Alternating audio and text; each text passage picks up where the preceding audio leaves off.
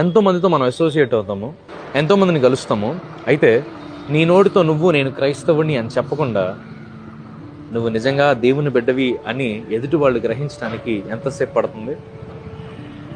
నీ నోటి ద్వారా నువ్వు మాట్లాడుతున్న మాటల ద్వారా నువ్వు క్రైస్తవుడని తెలుస్తుందా?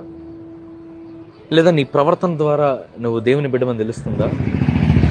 లేదా నీ ఆలోచన విధానం ద్వారా, లేదా నువ్వు చేసే పనుల వల్ల, నీ ప్లానింగ్ వల్ల నువ్వు దేవుని బిడ్డమని తెలుస్తుందా?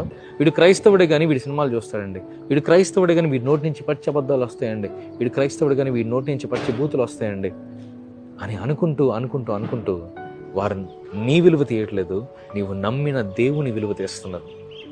విలువ లేని నీ జీవితానికి దేవుడు విలువనిస్తే గనుడైన దేవునికి నువ్వు అవమానాన్ని తీసుకొస్తున్నావేమో. ఈరోజు ప్రార్థిస్తున్నప్పుడు గమనించు, నీకు తెలిసిన వారితో నువ్వు మాట్లాడు.